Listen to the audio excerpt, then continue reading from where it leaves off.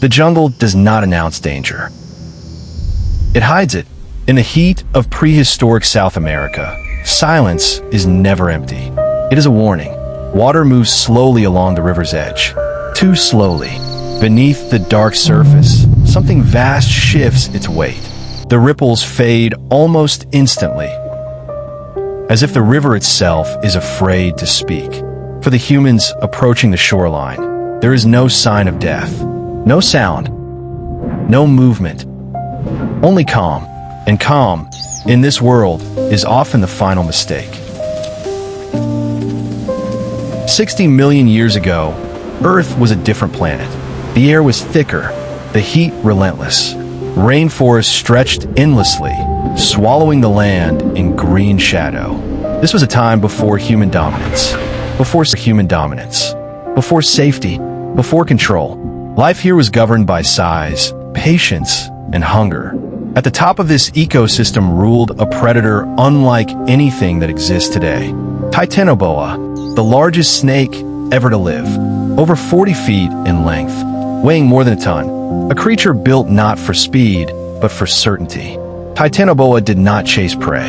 It waited. Titanoboa thrived in heat. Its massive body required constant warmth, and the prehistoric rainforest provided it in abundance.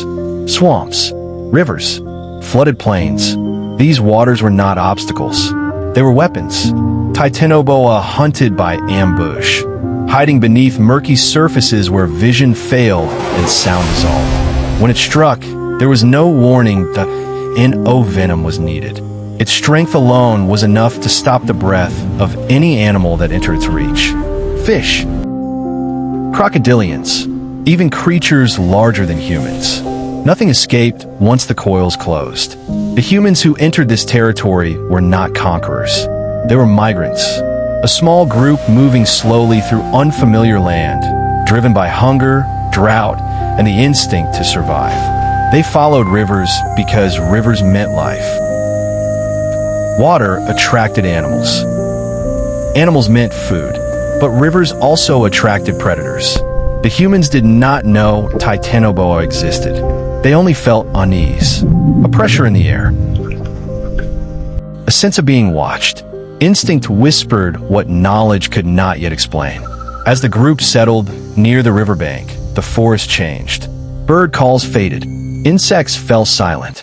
The water remained still far longer than it should have. Tracks appeared, then vanished. Something large had passed through recently. Something that left no clear shape.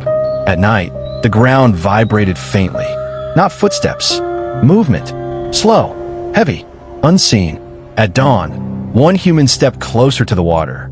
The surface broke. Not violently. Not suddenly. It rose. A massive coil emerged, thicker than a tree trunk, glistening in the morning heat.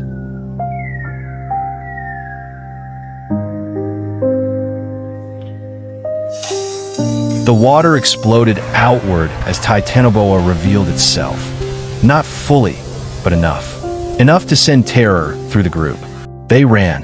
The river swallowed the sound as quickly as it had revealed the threat. Titanoboa did not pursue. It did not need to. The message was clear. This land was claimed. The humans did not stop running until the forest swallowed the river behind them. Breath came hard. Hearts pounded. No one spoke. They did not need to. What they had seen required no explanation. The river was no longer a place of life. It was a boundary, and boundaries, in this world, were enforced by death. As the sun climbed higher, the heat returned with its full weight. Sweat-soaked skin. Thirst followed quickly. Avoiding the river meant risking dehydration. Returning meant risking something worse. The group gathered beneath the dense canopy. The light struggled to reach the ground. They listened. The forest had not returned to normal. Birds remained absent. Insects hesitant. Something had shifted the balance, and the land had not yet recovered. They moved cautiously, keeping distance from the water, but never letting it leave their sight completely.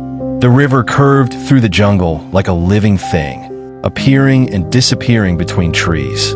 At times, it seemed peaceful again. Too peaceful. As hours passed, fear began to change. It sharpened. The humans started to notice patterns. Animals avoided the riverbank.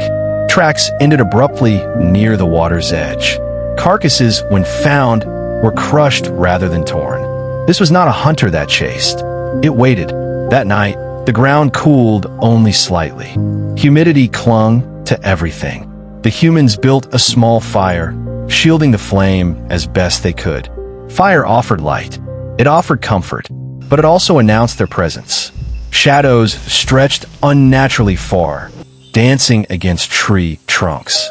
Every movement beyond the firelight felt closer than it should have been. Sleep came in fragments. Each snap of a branch stirred fear. Each ripple of water echoed in the mind. Somewhere in the darkness, the river continued to move. Titanoboa did not sleep like humans did. It rested. Its body coiled beneath the water, absorbing warmth stored in mud and stone. Sensing vibrations, measuring distance, the fire intrigued it, not as prey, as disruption. Near midnight, the water shifted. Not enough to be seen, enough to be felt. A low vibration traveled through the ground, subtle but unmistakable. One human stirred and sat upright. Another followed. They froze, listening. The fire crackled softly. The jungle held its breath. Then the vibration stopped. Minutes passed. Nothing happened. The forest resumed its quiet rhythm. Relief came slowly, and with it, exhaustion. But something fundamental had changed. They now understood the truth. The danger was not in sudden movement. It was in patience. By morning, the group faced a choice. They could move deeper into the forest, away from the river and its unseen ruler, or they could remain close, risking another encounter in exchange for water and food. Neither option was safe. This was the reality of prehistoric life. Survival was never about winning. It was about choosing which danger you could live with. As the sun rose, mist lifted from the ground, revealing the river once more through the trees. Calm, silent, unchanged,